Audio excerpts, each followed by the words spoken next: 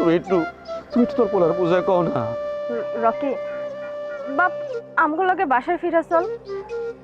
আমি আসলে তোর লাগে অন্যায় করে ফেলছি। আমি না মনুষ্যত্ব জ্ঞান হারাই ফেলছিলাম। তোরে দেখে না আমার মাথা গরম হয়ে গেছিল। আসলে আমি তো জানি না যে ছোট্ট একটা বাচ্চা, আমিও না নিতে পারি নাই। একবারও না ভাইবা দেখি নাই যে তোর আসলে কেউ নাই। তোরে দেখার লাগে, তোর মায়ের আদর দেওয়ানোর লাগেই তো আমার আনছিল। কিন্তু আমি না মা হইতে পারি নাই। তোরে সতীনের পোলা, তোরে শত্রু ভাইবা না অনেক অত্যাচার করছি।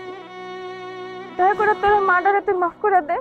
আপনি আমারে সন্তান হিসাবে মাইনা নিছেন, আলহামদুলিল্লাহ, এইতেই খুশি। আপনার কাছে আমি একটু ভালোবাসা চাইছিলাম, কিন্তু সেই ভালোবাসাটা আমি পাই না। আমি যে লাইনে আছি সেই লাইনে আমি অভ্যস্ত আছি। তোমরা আমার বাবা মা হইয়া একটু ভালোবাসা দিতে পারো নাই, আমার একটু রাখতে পারো নাই। বাবা আমি একটু বলি, হ্যাঁ, এই আপনাদের মায়া কান্না ন্যাকা কান্না এগুলো থামান তো। আপনাদের জন্য এই ছেলেটার জীবনটা নষ্ট হয়েছে, আপনাদের সুখের জন্য, আপনাদের ভালোবাসার জন্য, আপনাদের চিটিংয়ের জন্য। আর এই পুরো গল্পটা যা শুনে যতটুকু বুঝলাম, আমি যদি ভুল না করে থাকি, আপনি আমার মতো এই চিটারদের শিকার হয়েছেন না?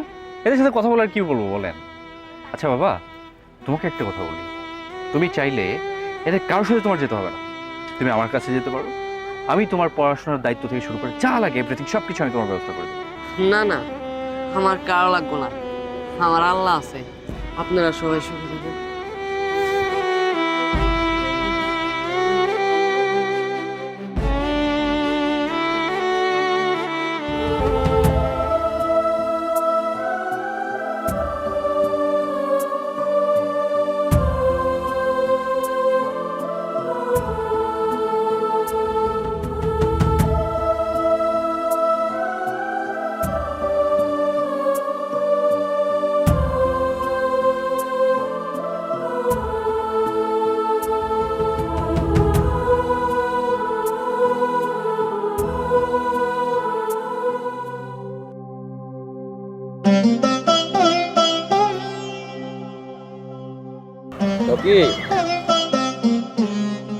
বাজান রে, আমরা অনেক বড় ভুল করছি।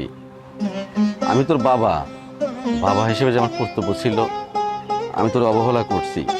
আমার একটা ভুলের জন্য তোর জীবনটা তছনছ হয়ে গেছে। আমি চাই না তুই টোকায় থাক, আমি চাই না তুই ঠুকাইগিরি কর। তুই কোটিপতি বাবার একমাত্র সন্তান, তুই আমার বুকে চলে আয় বাজান। আমি তোর কাছে জোর হাত করে কইতেছি, আমি আমি ভুল করছি, আমি ভুল করছি, তুই আমার মাফ করে দিনা বাজান। রকি চল না বাসায় ফিরা। তোর এই অবস্থা দেখে না নিজের অনেক অপরাধী মনে হইতেছে।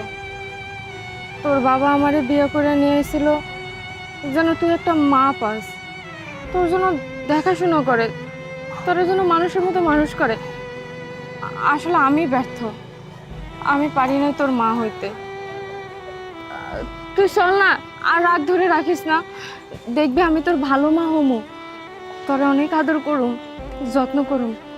তোর এই অবস্থা দেখে না আমার পরনটা ফাইটা যাইতাছে। আমি সহ্য করতে পারতেছি না।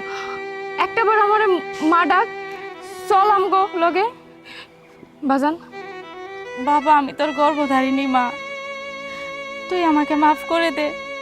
আমি জানি আমি তোর ভালো মা হতে পারিনি। আমি যদি ভালো মাই হতাম তাহলে তো তোকে ছেড়ে আমি অন্য কারো হাত ধরে চলে যেতাম না। আসলে আমি বুঝতে পারিনি, আমি তোকে অনেক অবহেলা করেছি। তুই আমাকে মাফ করে দে, তুই আমাকে মাফ করে দিয়ে আমার সাথে চল। আমি তোকে অনেক ভালোবাসবো, অনেক যত্ন করব, অনেক আদরে বড় করব তোকে। তুই আমাকে মাফ করে দে বাবা, আমার সঙ্গে চল। রকি, তোমার বাবা মা যে ভুলটা করেছে আশা করি তুমি সেই ভুলটা করবে না। তুমি একটা সুন্দর লাইফ লিড করার অধিকার রাখো। ওনারা তো ভুল করেই ফেলেছে, তুমি যদি ওনাদেরকে ক্ষমা না করো তাহলে ওনাদের মধ্যে আর তোমার মধ্যে পার্থক্য কি রইল? আমি আশা করব তুমি এখন আর তোমার ডিসিশনে থাকবে না, তুমি তোমার বাবা মার কাছে ফিরে আসো। বাকিটা তোমার ইচ্ছা। রকি বাজান তুই চল, আমি তোর মা। বিশ্বাস কর আজকে থেকে আমি তোর কোনো কষ্ট দিব না, কোনো কষ্ট তুই আমার কাছ থেকে পাবি না। বিশ্বাস কর, আমি তোর একদম মন থেকে ভালোবাসুম। বাজান আমি না তোর মা, তুই আর রাগ রাখিস না, চল আমার লগে ঘরে ফিরে চল। রকি বাবা, তুই আমার সাথে চল। তোর এই কষ্ট আমি আর সহ্য করতে পারতেছি না বাবা, আমাকে মাফ করে দে।